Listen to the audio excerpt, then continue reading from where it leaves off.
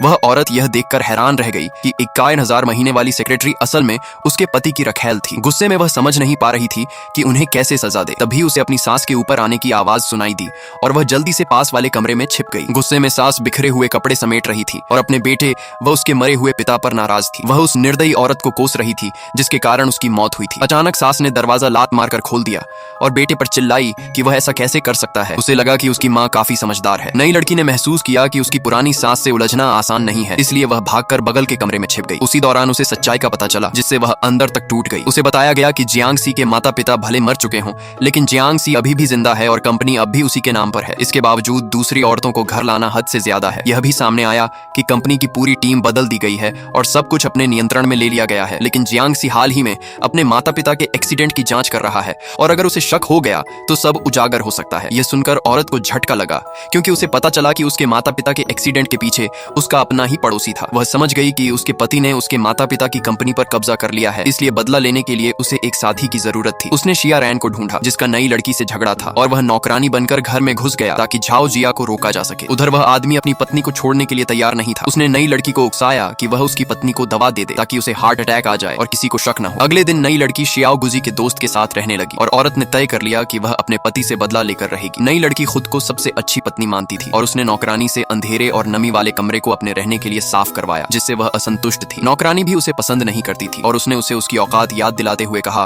कि इस घर में उसकी हैसियत उससे भी कम है। अगले दिन खाने के समय नौकरानी ने सास को नई रसोई में बुलाया और ऐसा माहौल बना दिया कि आदमी ठीक से खाना भी नहीं खा सका। नौकरानी की मौजूदगी के कारण नई लड़की कुछ भी नहीं कर पा रही थी, जबकि औरत उसे जानबूझकर असहज रख रही थी ताकि वह खुद ही घर छोड़ दे। इसी बीच नौकरानी की तारीफ की गई कि वह पियानो भी अच्छा बजाती है और बहुत सक्रिय है, इसलिए बुजुर्ग महिला उसे पसंद करती है। जब वह खाना परोस रही थी उसने जानबूझकर आदमी का हाथ छुआ जिसे देखकर नई लड़की भड़क गई और उसने चॉपस्टिक उठाकर नौकरानी पर फेंक दी। इस पर सास ने उसे डांटा और औरत ने उसे नौकरानी से माफी मांगने को कहा। मजबूरी में वह माफी मांगने गई, लेकिन वहां नौकरानी से उसका झगड़ा हो गया और उसने उसे मार भी दिया।